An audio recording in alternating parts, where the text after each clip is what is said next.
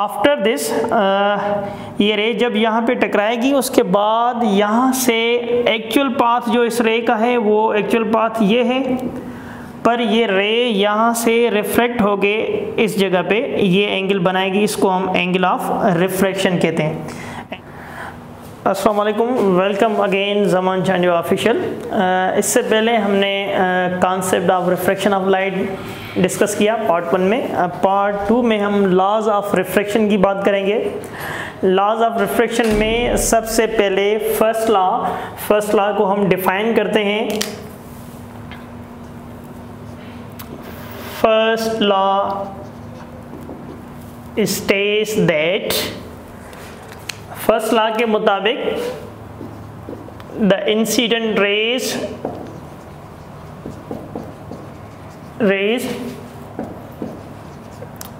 refracted rays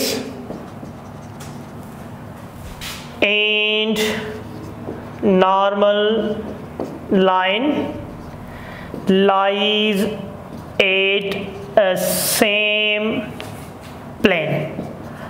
first law के मुताबिक law of refraction में incident ray, refracted ray and normal line lies at the same plane. हम इस diagram को देखेंगे, इस डायग्राम में इस लॉ की हम एक्सप्लेनेशन करेंगे।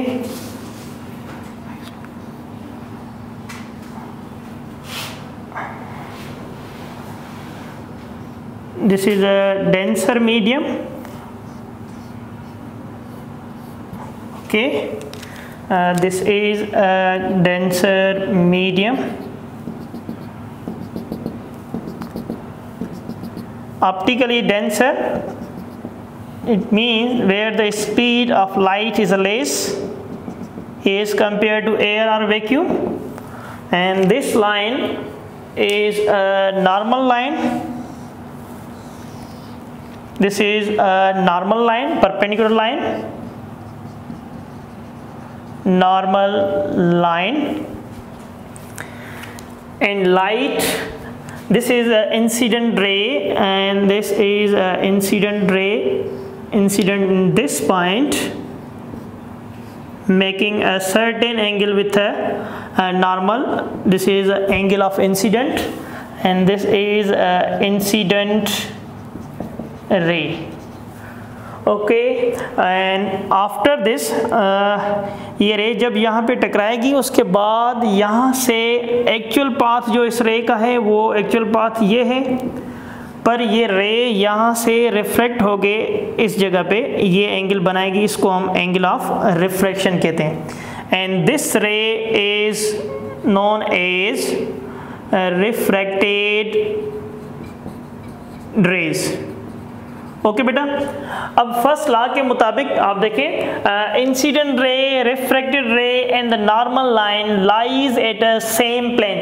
ये इंसिडेंट रे ये आ रही है इस पॉइंट पे और ये नॉर्मल लाइन वो भी इसी पॉइंट पे।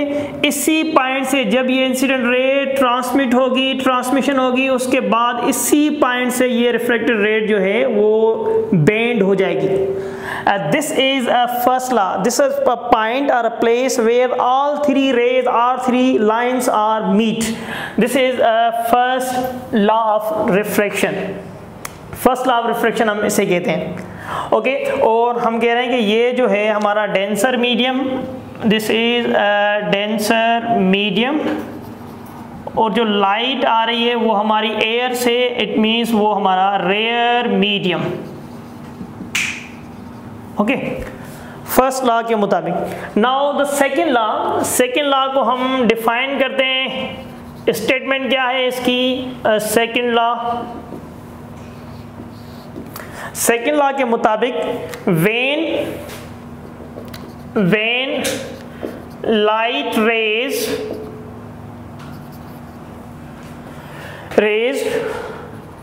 goes from one medium to an other medium, one medium to another medium, the frequency of a light rays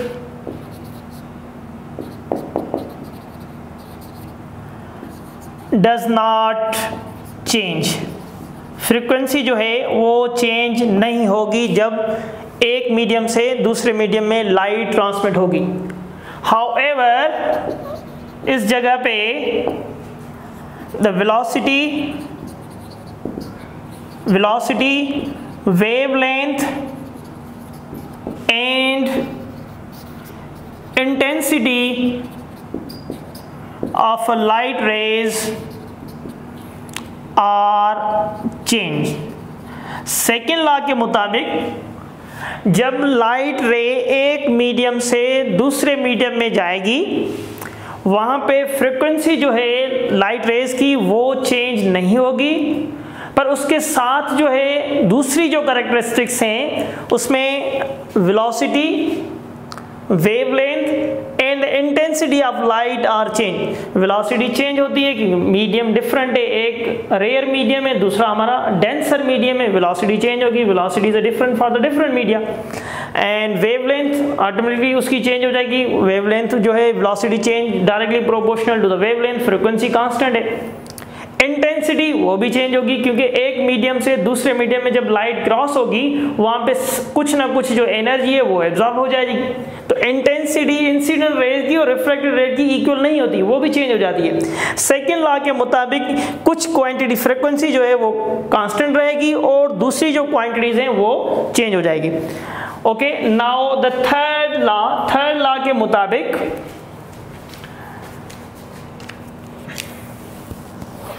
third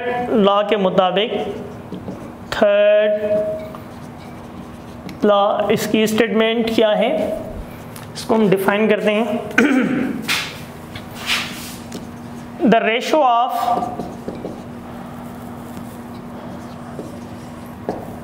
of sine of angle of incident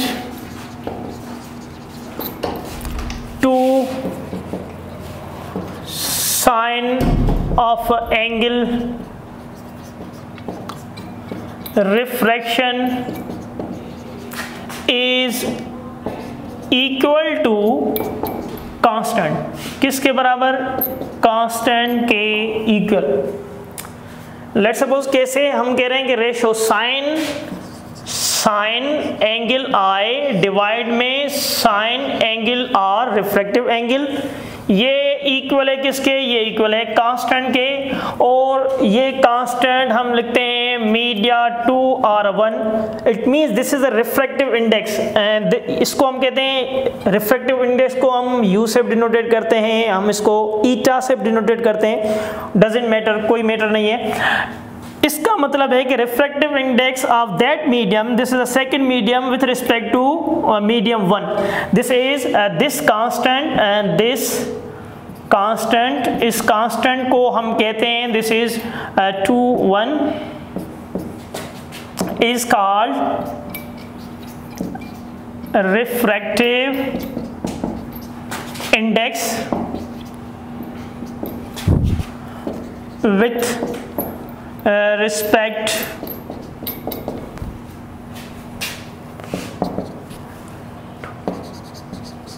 medium 2 with respect to medium। ये refractive index है किसकी? Second medium की, means speed of light जो है या angle जो है वहां पे रिफ्लेक्ट हो रहा है, सेकंड मीडियम पे वो चेंज हो रहा है, वहां पे लाइट बेंड हो रही है, तो this is a constant, is called refractive index with respect two of medium 2। Okay, refractive index basically हम कहते हैं कि वो एक्चुअली मेजर करता है स्पीड ऑफ लाइट को, speed of light in that medium, क्योंकि हम कहते हैं जिसकी रिफ्रैक्टिव इंडेक्स ज़्यादा होगी इट मीन्स उसकी वेलोसिटी जो है वो कम होगी, क्योंकि स्पीड ऑफ लाइट वहाँ पे कम हो जाएगी। Refractive index inversely proportional to the velocity of light, तो हम कह रहे हैं कि velocity refractive index, the refractive index is measure velocity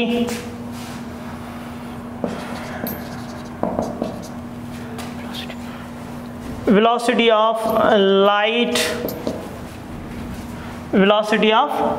light in that medium, उस मीडियम की वेलोसिटी को मेजर करता है। हम कहते हैं ग्रेटर रिफ्रैक्टिव इंडेक्स, ग्रेटर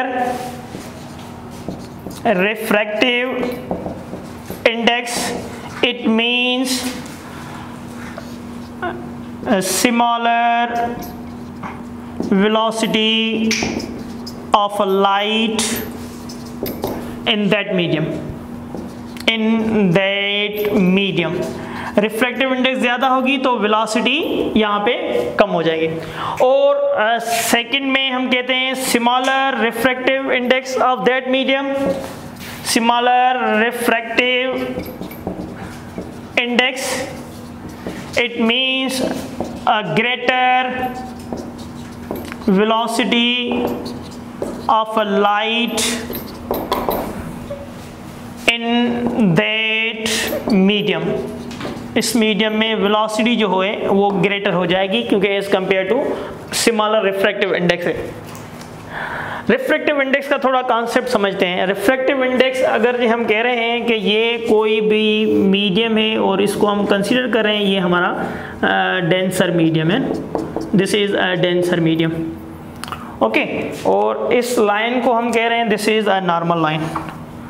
यहाँ से रेज स्ट्राइक हो रही है, दिस रे is a incident ray making a certain angle, this is I.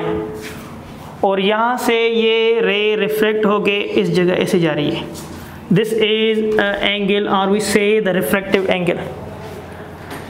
अगर ये हम इस एंगल ऑफ इंसिडेंट को इंक्रीज कर रहे हैं, लेट्स सपोज हम कह रहे हैं कि ये इंसिडेंट एंगल हमारा ये है, this is second angle and I dash, okay, this incident ray second angle I dash and this is a refractive angle, this is we say R dash, okay बेटा। सो हम जब कहते हैं sine angle I divide में sine angle R which is equal to mu और refractive index, और दूसरा क्या है sine angle I dash sine angle I R dash is equal to mu. देखिए हमने जब एंगल ऑफ इंसिडेंट को इंक्रीज किया तो रिफ्रैक्टिव जो एंगल है वो with respect to incident angle उतना ही इंक्रीज हो गया। Surprisingly hair refractive index of both conditions remain constant. अगर जो हम एंगल को इंक्रीज कर रहे हैं तो उसके मुताबिक उसकी रिफ्रैक्शन एंगल भी जो है वो भी इंक्रीज हो रही है। इस कंडीशन में refractive index of that medium is always a constant. कोई चाहे आप जितना एंगल इंसिडेंट बढ़ाएंगे उतना ही एंगल जो है रिफ्रैक्शन वो इंक्रीज हो जाएगा, दोनों आपस में कैंसिल हो जाएंगे, तो रिफ्रैक्टिव इंडेक्स जो है वो कांस्टेंट रहेगी उस मीडियम की। तो रिफ्रैक्टिव इंडेक्स हमें क्या बता रही है? रिफ्रैक्टिव इंडेक्स जो है वो हमें उसकी कैरेक्टरिस्टिक्स बता रही है, और वो कैरेक्टरिस्टिक जो स्पीड ऑफ लाइट से कंसर्न है, स्पीड ऑफ लाइट से कंसर्न है। ओके, आगे इसको हम डिफाइन करते हैं। इसको हम इस थर्ड लॉ को जो हमने ये लिखा है इसको हम इट इज आल्सो कॉल्ड, इसे हम स्नेल्स लॉ भी कहते हैं, दिस स्नेल्स लॉ। ओके, अब इसको हम अगेन फर्दर डिफाइन करते हैं इस थर्ड लॉ को, और इस थर्ड लॉ को हम एक्सप्लेन करेंगे स्पीड ऑफ लाइट के टर्म से। ओके बेटा, आप ये थोड़ा नोट कर लें, तो स्पीड ऑफ लाइट के हिसाब से हम इसको फर्दर डिफाइन करते हैं।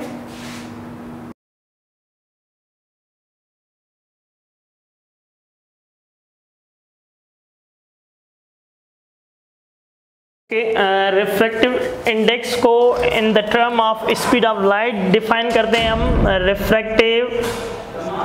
Refractive index is equal to speed of a light in a vacuum divided by speed of a light in that medium, It is a ratio between speed of light in air or vacuum and divided by speed of light in a medium. This is also refractive index. इसको भी हम refractive index कहते हैं. Refractive index mu which is equal to speed of light को c से denote करते हैं और speed of light in that medium it means v. जब रेशो कहते हैं दोनों speed same physical quantity, it means it has a no unit, it has a no unit and dimension. नहीं तो इसका यूनिट है नहीं और dimension. It has a no unit and dimension. Let's suppose इसका एक एग्जांपल लेते हैं. यहाँ पे हम अगर जे हम कह रहे हैं कि डायमंड अपना डायमंड इट मीन्स 2.42 और glass 1.5 and water is 1.3. Okay हम एक एग्जांपल यहाँ पे लिख रहे हैं. If refractive index of glass 1.5 then what is the velocity of speed of light in the glass और दैट मीडियम. तो अगर जे हम कह रहे हैं let's suppose the refractive index of a glass is 1.5, then what is velocity of a light in the glass or that medium? Okay, velocity क्या होगी? हम कह रहे हैं कि it is a ratio between speed of light and speed in that medium. तो refractive index mu it means c divide में v. Refractive index कितनी है 1.5, इट मींस वेलोसिटी हमें फाइंड करनी है सी डिवाइड में म्यू. स्पीड ऑफ लाइट 3 × 10⁸ और refractive index mu 1.5 गिलास की. यहाँ से ये डेसिमल पॉइंट मूव करेंगे तो यहाँ 0 आ जाएगा. 15 का table 1 time, here is 2 time. This is 2 × 10⁸ metre पर second inverse. This is the velocity of a light and in the glass. ये है वेलोसिटी किसकी, लाइट की, किस मीडियम में, ग्लास में, जिसकी रिफ्रैक्टिव इंडेक्स कितनी थी 1.5. वेलोसिटी इक्वल टू 2 × 10⁸ मीटर पर सेकेंड. ओके अच्छा, तो रिफ्रैक्टिव इंडेक्स को हम वेवलेंथ में भी डिफाइन करते हैं. ये तो हमने स्पीड में डिफाइन किया रिफ्रैक्टिव इंडेक्स को, ये हमारे मैट्रिक क्लास के बुक में है, फर्स्ट ईयर में नहीं है. रिफ्रैक्टिव इंडेक्स को हम डिफाइन कर रहे हैं अब वेवलेंथ के टर्म में. रिफ्रैक्टिव इंडेक्स इन वेवलेंथ के टर्म में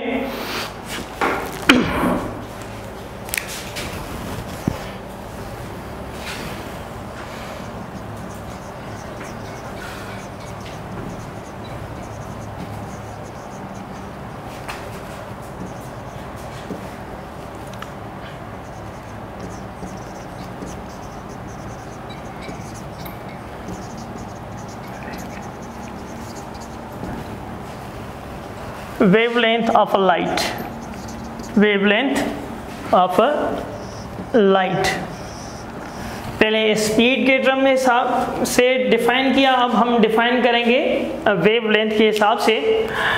refractive index mu which is equal to c divide में वी.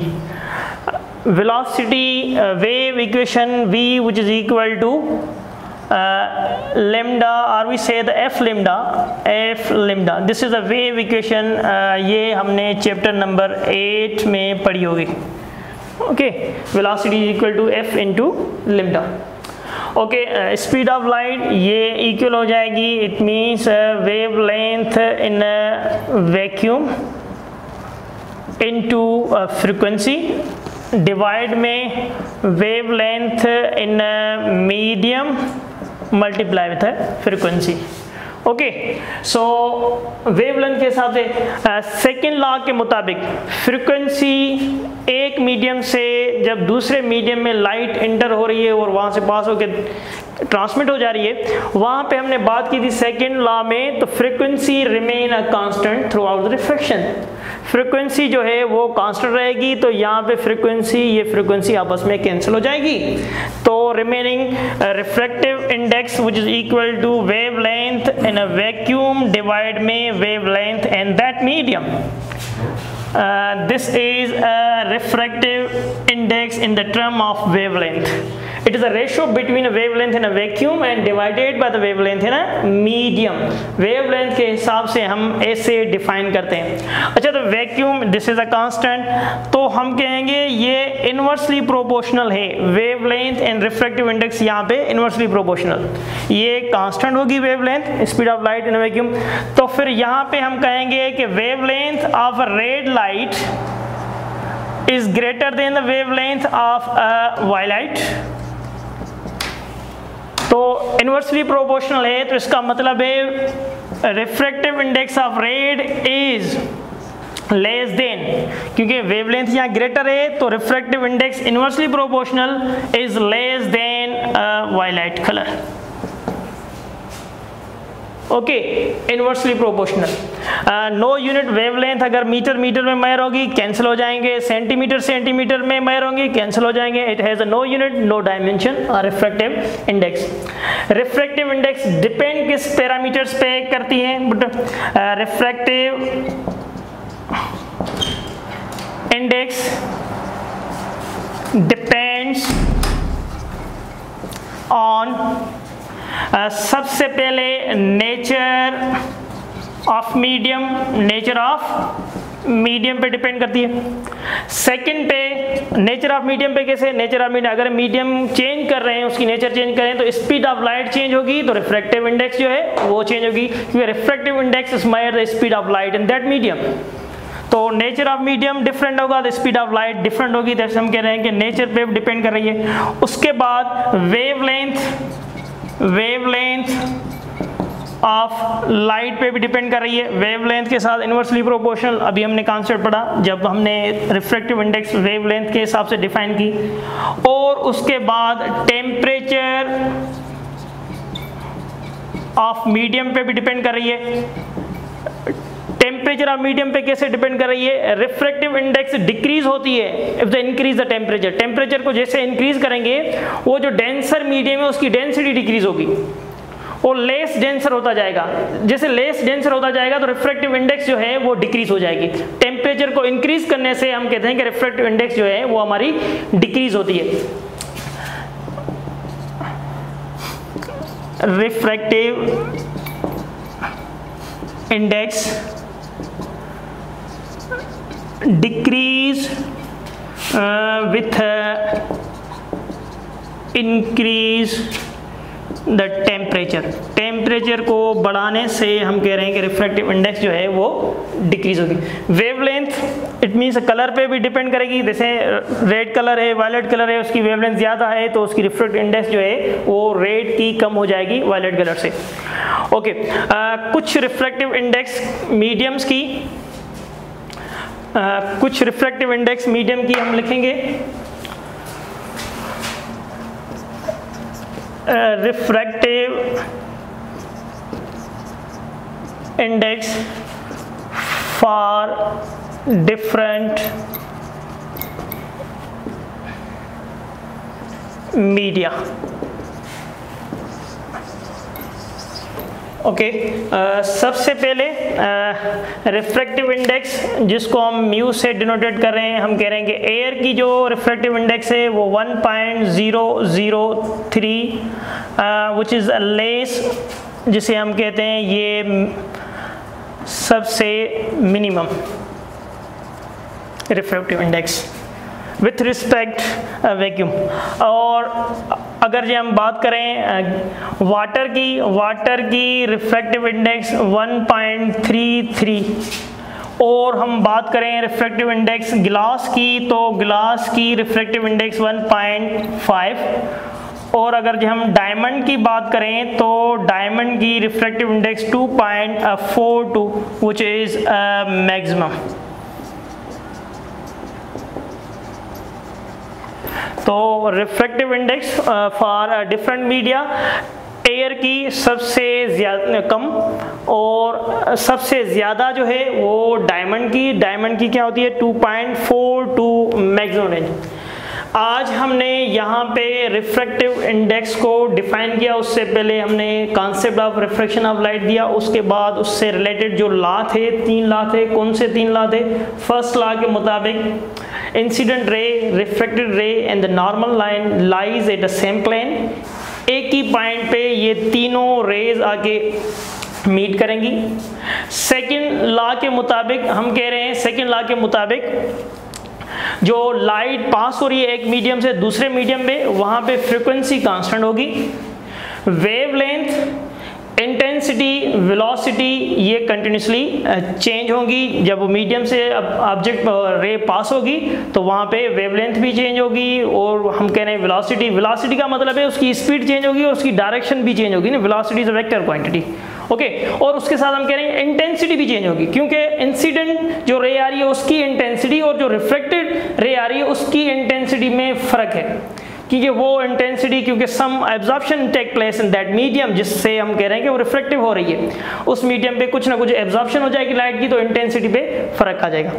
थर्ड लॉ के मुताबिक हम कह रहे हैं it is a ratio between sine of angle incident to the sine of angle refraction, वो बराबर होता है कांस्टेंट के, और उस कांस्टेंट को हम कहते हैं this is a refractive index. ये 3 लॉ मोस्ट इंपोर्टेंट लॉ हैं जो रिफ्रैक्शन को डिफाइन करते हैं। ओके बेटा, थैंक यू। आज हमने इससे पहले रिफ्रैक्शन और उसके बाद लॉज ऑफ रिफ्रैक्शन पे बात की, और उससे रिलेटेड जो चीज़ें थी वो आज हमने डिस्कस की। Thank you, stay blessed.